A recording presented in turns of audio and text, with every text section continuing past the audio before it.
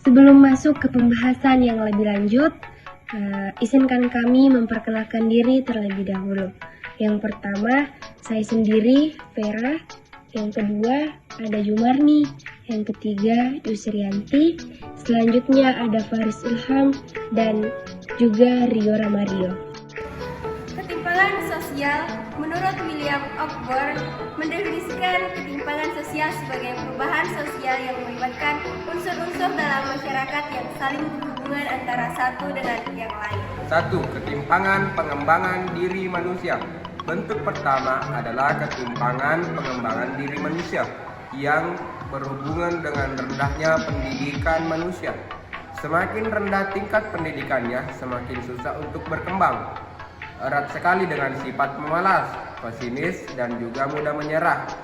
Jika ada masalah, susah untuk mencari dan menemukan solusi terbaik. Orang dengan karakter seperti ini akan berkembang dengan ketidakmampuannya sendiri. 2. Ketimpangan antara desa dengan kota. Ketimpangan antara di desa dengan di kota adalah bentuk ketimpangan sosial yang kedua, di mana pembangunan infrastruktur dan perkembangan teknologi di kota lebih masif. Hal ini terjadi karena masyarakat di perkotaan sudah berpikir modern dan punya tingkat pendidikan lebih tinggi, sekaligus punya banyak keterampilan, sehingga mereka lebih kuat secara ekonomi dan punya kesiapan mental yang mendorong pembangunan wilayah kota. Yang ketiga, ketimpangan antara wilayah dan subwilayah. Bentuk ketiga adalah ketimpangan antara wilayah dan subwilayah. Misalnya, antara ibu kota provinsi dan kabupaten di sekitarnya. Pembangunan di kota Semarang jauh lebih masif dibandingkan di Kabupaten Ungaran dan sekitarnya. Yang keempat, ketimpangan antara golongan sosial ekonomi. Adanya perbedaan kelas sosial akan menciptakan ketimpangan antara golongan sosial ekonomi, di mana masyarakat kelas menengah ke atas punya fasilitas untuk mengakses layanan lebih baik. Misalnya, mengakses pendidikan di sekolah yang kualitasnya lebih baik meskipun lebih mahal, sehingga punya keterampilan lebih beragam sehingga modal mereka untuk sukses saat terjun di dunia karir. 5. Ketimpangan penyebaran aset. Bentuk kelima dari ketimpangan sosial adalah ketimpangan penyebaran aset, di mana wilayah perkotaan lebih unggul.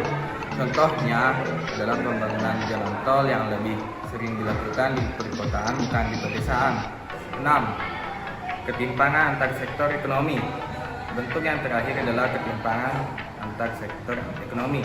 Jadi misalnya ada dua daerah, satu daerah masyarakatnya hidup dari sektor industri karena banyak pabrik berdiri, sementara satu daerah lainnya dari sektor pariwisata. Perbedaan sektor perekonomian akan menentukan jenis dan jumlah lapangan pekerjaan yang keterampilan yang dibutuhkan dan lain sebagainya. Jadi saat berada di daerah lain, maka wajib memiliki keterampilan yang sesuai sektor perekonomian di daerah tersebut agar bisa bertahan. Faktor-faktor penyebab ketimpangan sosial. Yang pertama, 1. Faktor internal. Faktor ini berasal dari dalam diri seseorang. Rendahnya kualitas diri seseorang menjadi satu di antara faktor internal. Ketimpangan sosial biasa muncul karena kemiskinan yang mengekang masyarakat. 2. Faktor eksternal. Faktor ini merupakan faktor yang berasal dari luar diri seseorang. Faktor ini bisa terjadi karena adanya birokrasi atau aturan hukum negara yang mengekang masyarakat sehingga mereka kesusahan dalam mengembangkan dirinya. 3. Kondisi demografis. Demografi adalah ilmu yang mempelajari tentang masalah kependudukan dan faktor-faktor yang memengaruhinya. Kondisi demografis antara masyarakat satu dengan yang lain memiliki perbedaan. 4. Kondisi pendidikan. Pendidikan merupakan sosial elevator, yaitu saluran mobilitas sosial vertikal yang efektif. yang merupakan kebutuhan untuk semua orang. Pendidikan menjadi kunci utama pembangunan, terutama pembangunan sumber daya manusia. 5. Kondisi ekonomi. Faktor ekonomi sering dianggap sebagai penyebab utama munculnya ketimpangan sosial. Ketimpangan ini timbul karena pembangunan ekonomi yang tidak merata. Ketakmerataan pembangunan ini disebabkan karena perbedaan antara wilayah yang satu dengan yang lainnya. Munculnya ketimpangan dari faktor ekonomi juga terjadi karena adanya perbedaan dalam kepemilikan sumber daya dan faktor produksi. 6. Kondisi kesehatan. Ketimpangan sosial dapat disebabkan oleh fasilitas kesehatan yang tidak merata di setiap daerah, jangkauan kesehatan kurang luas, pelayanan kesehatan yang kurang memadai, dan sebagainya. 7. Kemiskinan. Kemiskinan dapat disebabkan oleh faktor internal dan faktor eksternal. Kurangnya kemampuan untuk pendidikan dan sifat malas yang melekat di diri masyarakat adalah beberapa contoh dari faktor internal. Sementara itu, birokrasi atau peraturan yang diterapkan oleh instansi perusahaan merupakan faktor eksternal penyebab kemiskinan. 8. Kurangnya lapangan pekerjaan. Kesenjangan masyarakat yang bekerja kerja dan pengangguran menjadi makin besar karena lapangan pekerjaan sempit.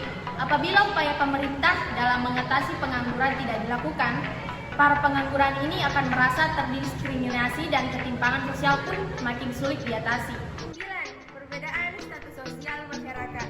Perbedaan ini terjadi karena adanya pelapisan atau stratifikasi sosial yang terbentuk berdasarkan kualitas pribadi seperti kesehatan, pendidikan, atau kekayaan. Ketimpangan sosial ini sering terjadi di lingkungan masyarakat. 10. Letak geografis. Pengaruh letak geografis berpengaruh terhadap ketimpangan sosial. Secara geografis, Indonesia terdiri atas pulau-pulau yang jumlahnya sangat banyak. Sayangnya, pulau-pulau ini tidak bisa dikelola dengan baik, sehingga ketimpangan sosial akhirnya terjadi. Pulau-pulau kecil yang tidak tertangani pemerintah akhirnya tertinggal dengan pulau-pulau besar seperti Jawa, Sumatera, dan pulau besar lainnya.